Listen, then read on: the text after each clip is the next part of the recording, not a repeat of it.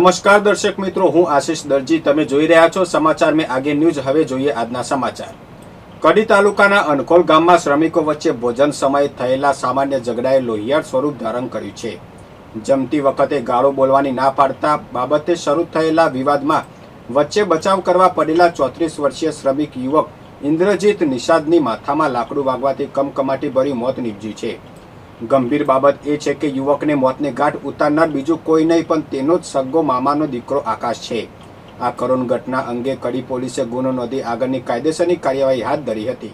બનાસકાંઠા જિલ્લાના ડીસા શહેરમાં આજે વહેલી સવારે એક મોટી દુર્ઘટના ટળી હતી. ડીસાના વંજારાવાસ વિસ્તારમાં આવેલા એક મકાનમાં સવારે આશરે 6:30 વાગે અચાનક ગેસ સિલિન્ડરમાં આગ ફાટી નીકળી હતી. ઘટનાની જાણ થતાં જ ડીસા નગરપાલિકાની ફાયર ટીમ સાંકડા રસ્તાઓની મુશ્કેલીઓ વચ્ચે પણ તાત્કાલિક ઘટના સ્થળે પહોંચી ગઈ હતી અને ભારે જહેમત બાદ આગ પર કાબૂ મેળવ્યો હતો. સદનસીબે આ ઘટનામાં કોઈ જાનહાનિ ન થતાં સ્થાનિક લોકોએ રાહતનો શ્વાસ લીધો હતો.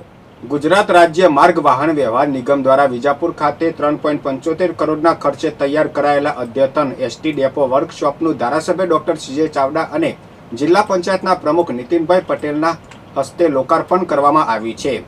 આશરે 13,426 ચોરસ મીટર વિસ્તારમાં ફેલાયેલું આ નવું આરસીસી ફ્રેમ સ્ટ્રક્ચર સંકુલ વર્ષો જૂના જર્જરિત ડેપોનું સ્થાન લેશે, જેનાથી મુસાફરોની સુવિધામાં વધારો થવાની સાથે બસોની મરામત અને જાળવણીનું પણ કાર્ય વધુ ગુણવત્તાસભર બનશે.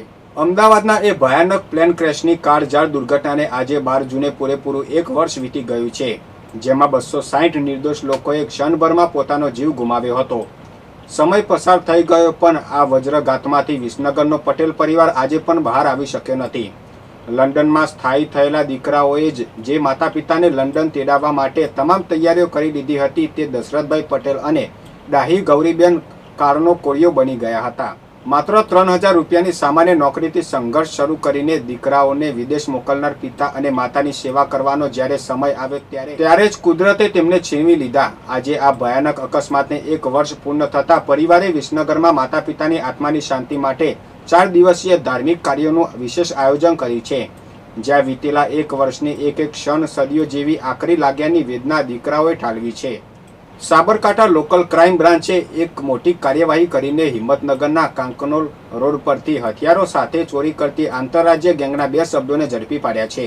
ઉત્તરાખંડના હરિદ્વારના રહેવાસી એવા આ આરોપીઓની ધરપકડથી હિંમતનગરમાં થયેલી 3 ઘરફોડ ચોરીઓનો ભેદ ઉકેલાયો છે.